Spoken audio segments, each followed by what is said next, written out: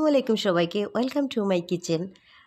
আজ আমি তৈরি করে দেখাবো জলপাইয়ের গোল্লা আচার। কিভাবে করছি চলুন দেখে নিই। ঝাল টক মিষ্টি গোল্লা আচার তৈরি করব আজকে। 1 কেজি জলপাই নিয়েছি। এখানে একটা স্ট্রেনারে করে পানিতে ভাপ দিয়ে হাঁড়িতে পানি দিয়ে সেই হাঁড়ির উপরে স্ট্রেনার বসিয়ে এভাবে ঢাকনা দিয়ে ঢেকে এভাবে জলপাইগুলোকে সিদ্ধ করে নিয়েছি। তারপর তাকে এভাবে বিচি ছাড়িয়ে সুন্দর করে মথে নিয়েছি।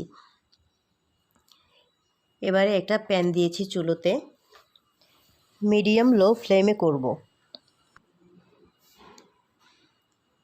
সরিষার তেল দিয়ে নিচ্ছি 1 কাপ পরিমাণ।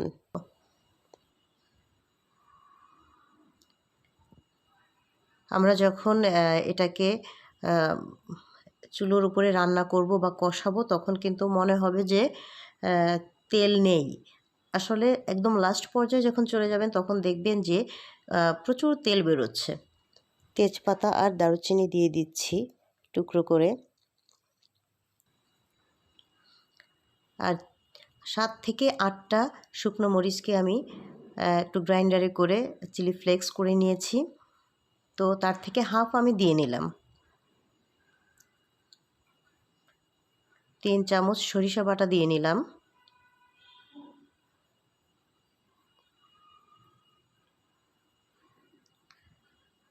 আচারটা কতটুকু টক আপনারা খেতে ভালোবাসেন বা কতটুকু টক মিষ্টি করবেন সেটা সম্পূর্ণ আপনার উপরে ডিপেন্ড করে। কেউ ঝাল বেশি খান, ঝালও বেশি দিতে পারেন কেউ চাইলে।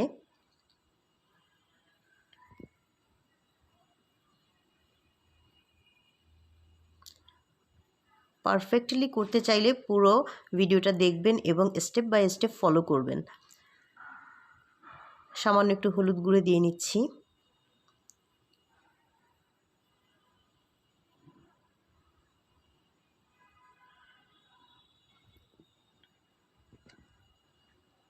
দিয়ে নিচ্ছি হাফ চামচ মরিচ গুঁড়ো। সব কিছুই অল্প অল্প পড়বে। তার কারণ হচ্ছে মরিচের ব্যাপারটা বলছি, তার কারণ হচ্ছে যে চিলি ফ্লেক্স দিয়েছি এখানে এবং গুঁড়ো মরিচ দিয়েছি। আবার এটাতে লাস্ট পর্যায়েও একটু চিলি ফ্লেক্স পড়বে। সামান্য লবণ দিয়ে নিলাম স্বাদ মতো। অ্যাজ পার ইউর টেস্ট আপনি এটাকে চেক করে নিতেও পারেন যে কতটুকু লবণ হয়েছে কতটুকু হয়নি। কারণ জলপাই দেওয়ার পরে আমাদের আরও টেস্ট করে নিতে হবে যে লবণটা ঠিকমতো হয়েছে কি না। বিট লবণ দিয়ে নিচ্ছি হাফ চামচ।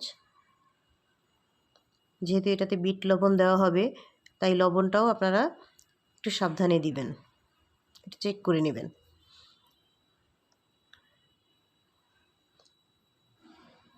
এবারে জলপাইটা এভাবে আলতো করে সুন্দর করে কষিয়ে কষিয়ে একদম ব্রাউন কালার করে নিতে হবে।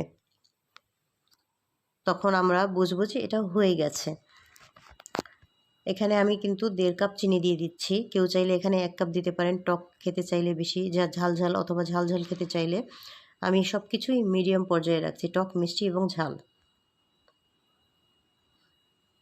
এভাবে যদি তৈরি করেন আপনারা হয়তো সবটাই সমান পরিমাণে পাবেন, সব ফ্লেভারই সমান পরিমাণে পাবেন।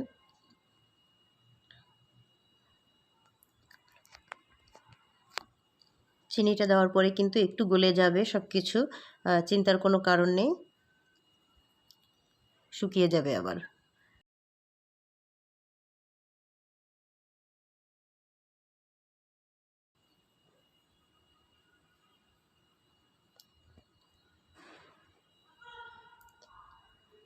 পাঁচফোড়নের গুঁড়ো দিয়ে নিলাম 1 থেকে 1.5 চামচ।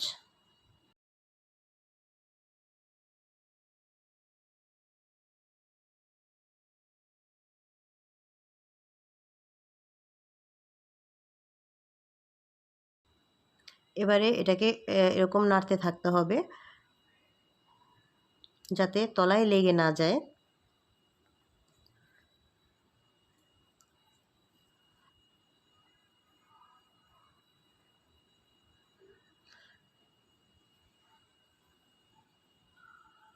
এটা একটু যখন একটু শুকনো শুকনো আঠালো পর্যায়ে চলে আসবে তারপর আর কয়েক মিনিট নাড়াচাড়া করে এটাকে তুলে নিয়ে গোল্লা আচার তৈরি করা পসিবল হবে।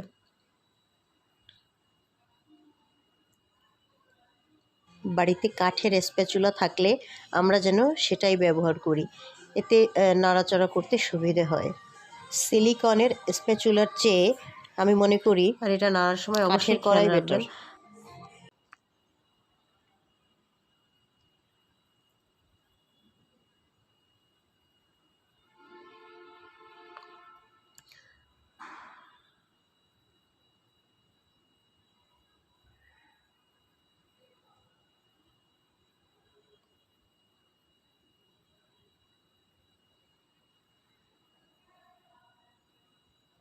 এ পর্যায়ে আমি আরও একটু সামান্য পরিমাণে আর কি পাঁচফোড়নের গুঁড়ো অ্যাড করে দিলাম, জাস্ট একদম হাফ চামচের মতো আর কি, চায়ের চামচের। আমার মনে হচ্ছিল যেন একটু কম হতে পারে, সেজন্য আমি আবার একটুখানি অ্যাড করে দিয়েছি। জলপাইটা একটু একটু করে এখন শুকিয়ে আসছে। এই যে এখন এই পর্যায়ে চলে এসছে। এই পর্যায়ে দেখুন একটা ব্রাউন বা রেড একটা কালার চলে আসছে। এই পর্যায়ে আসলে ভাবা যাবে যে এটা মোটামুটি তৈরি হয়ে গেছে। তেলটাকে একদম ছেঁকে নিয়ে করতে হবে। একটা সাইড করে এভাবে রেখে দিয়ে একটু ঢালু করে রেখে দিলে পরে তেলটা আস্তে আস্তে করে নিচের দিকে জমা হতে থাকবে। তারপরও এটার মধ্যে কিন্তু প্রচুর তেল থাকবে। একটু চেপে চেপে স্প্যাচুলা দিয়ে একটু চেপে চেপে তেলটাকে বের করে নেওয়ার চেষ্টা করছি।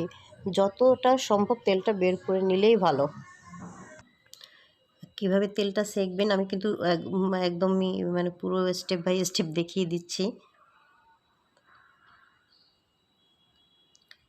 এভাবে কিছু সময় রেখে দিন, তারপরে তেলটা নিচে জমা হয়ে যাক। এবারে আমরা এটাকে একটা বাটিতে তুলে নিলাম। তুলে নিয়ে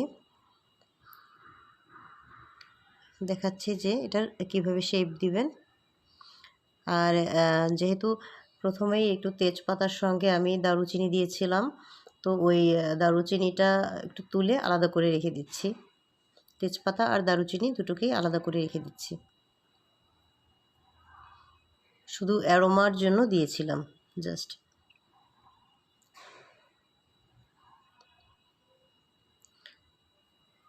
দু হাত ইউজ করার কোনো প্রয়োজন নেই, তারপরেও আমি একটু দেখিয়ে দিলাম।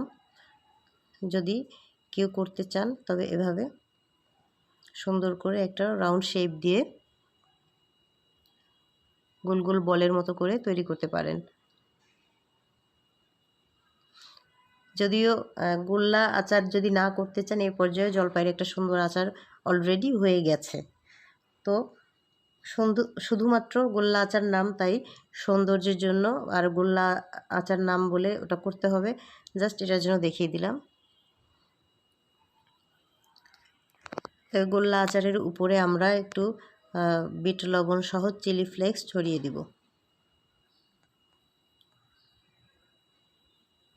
এভাবে আমি সবগুলো গোল্লা তৈরি করে নিচ্ছি। এটা ডাল ভাতের সাথে খাওয়া যায়, খালি খাওয়া যায়, এবং এটাকে নর্মাল ফ্রিজে রেখে 2-1 মাস সংরক্ষণ করা যায়, একটুও নষ্ট হবে না, সুন্দরভাবেই আপনারা খেতে পারবেন রেখে। বিট লবণের সঙ্গে চিলি ফ্লেক্সটা আমরা মিক্স করে নিয়েছি, এবারে উপর থেকে ছড়িয়ে দিচ্ছি। দেখতেও যেমন সুন্দর, খেতেও বেশ মজা এই গোল্লা আচার।